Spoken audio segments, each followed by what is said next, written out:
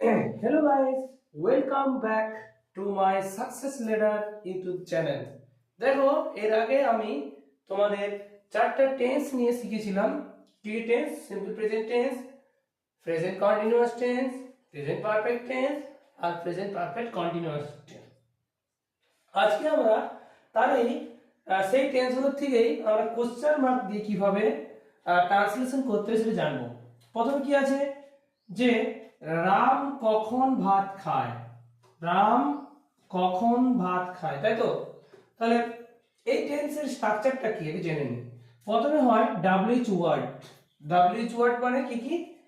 নটি ডাব্লিউ যারা আছে তার মধ্যে আমি এখানে কতগুলো লিখেছি দেখো। যেমন হু মানে কে বা কারা, হোয়েন মানে কখন, হুম মানে কাকে, হোয়াই মানে কেন, হোয়ের মানে কোথায়, হোয়াট মানে কি। এই স্ট্রাকচার হয়। তাই এই স্ট্রাকচারে করব।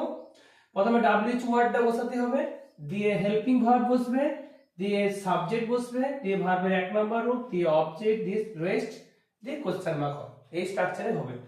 তাহলে প্রথমে কি আছে আমাদের? রাম কখন ভাত খায়। তার মানে এখানে দেখো, এখানে ডাব্লিউএইচ ওয়ার্ড কোনটা বলতো? ওয়েন মানে কখন, তাই তো? ওয়েন মানে কখন।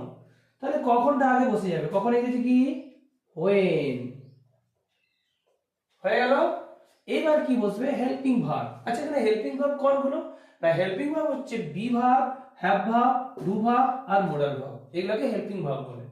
বি ভার্বের মধ্যে তোমরা জানো যে এম, ইজ, আর ওয়াজ, ওয়ের। কি কি বললাম? এম, ইজ, আর, ওয়াজ, ওয়ের। এই পাঁচটি ভার্বকে বলা হয় বি ভার্ব। হ্যাভ ভার্বের মধ্যে হচ্ছে হ্যাভ, হ্যাজ আর হ্যাড। এই তিনটি ভার্বকে বলা হয় হ্যাভ ভার্ব। আর ডু ভার্বের মধ্যে হচ্ছে যেগুলো কিছু করা বোঝায়। আর মোডাল ভার্ব তো আমরা জানি যে can, could, may, might, shall, should, will, would, এগুলোকে হচ্ছে মে ভার্ব, মোডাল ভার্ব। তাহলে এখানে দেখো, ভাত খাওয়া কিছু করা বোঝাচ্ছে না, এটা করা বোঝাচ্ছে। তাহলে এটা কি ভার্ব? এটা হচ্ছে ডু ভার্ব। আর ডু ভার্ব বলে আমরা কি বসাবো? ডু বা ডাজ। ঠিক আছে? ডু বা ডাজ। সিম্পল প্রেজেন্ট টেন্সে ডু বা ডাজ বসাবো। এবার এখানে একটা মজার ব্যাপার হচ্ছে, ডু কোথায় বসে আর ডাজ কোথায় বসে? না, যেটাতে থার্ড পারসন সিঙ্গুলার নাম্বার হয়, থার্ড পারসন সিঙ্গুলার নাম্বার হলে, সিঙ্গুলার সাবজেক্ট হলে, sorry, third person singular subject হলে আমরা কি করব? ডাজ বসাবো। আর যদি থার্ড পারসন সিঙ্গুলার নাম্বার না হয়, তাহলে যেই হোক না কেন, তাহলে তখন আমরা ডু বসাবো। এবার দেখো হোয়েন। এবার বলো তোমরা যে রামটা কি? রাম হচ্ছে third person singular number, Ram তো একজনকে বোঝায়। তাহলে কি হবে? হোয়েন, দেখেন কি হবে? ডাজ, তাই তো? তাহলে হোয়েন ডাজ, দি স্ট্রাকচার কি? সাবজেক্ট, সাবজেক্ট কে? রাম। তাহলে হোয়েন ডাজ রাম। এবার খাওয়ার ইংরেজি আমরা জানি যে ভার্বের এক নম্বর রূপ বসে, খাওয়ার ইংরেজি ইট। তাহলে হোয়েন ডাজ রাম ইট। এবার কি খায়? ভাত। তাহলে হবে রাইস, তাই তো?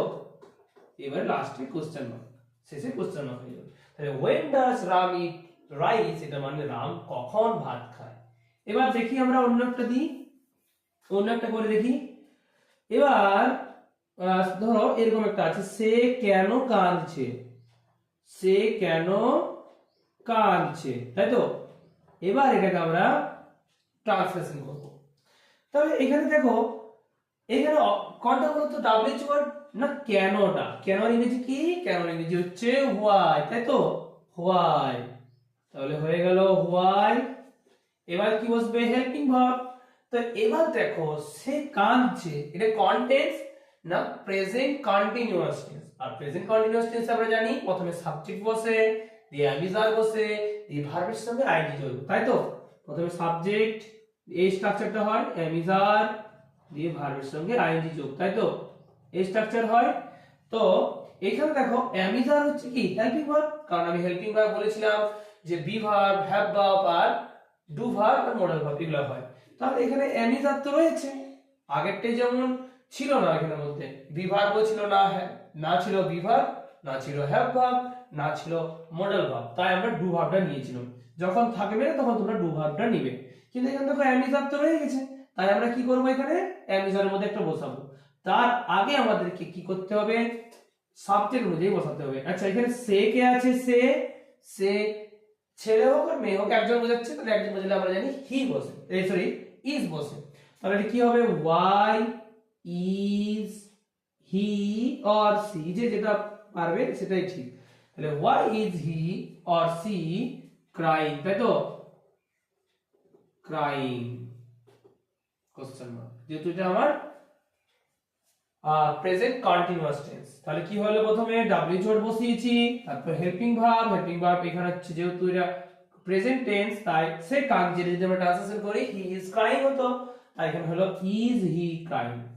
তাহলে তোমরা একটা জিনিস মনে রাখবে, যখনই কোশ্চেন মার্ক থাকবে তখন সবসময় যে হেল্পিং ভার্বটাকে সেটাকে আগে বসাতে হবে। তাহলে সেখানে তোমার যদি ডাব্লিউ ওয়ার্ড থাকে তাহলে ডাব্লিউ ওয়ার্ডটার পরে বসাবে এম ইজ মানে বি ভার্বটাকে বা হেল্পিং ভার্বটাকে, আর যদি না থাকে তাহলে ওটাকে আগে দিয়ে বসিয়ে দিবে। যেমন আমি একটা দিই আর একটা অন্য একটা দিই, যেমন সে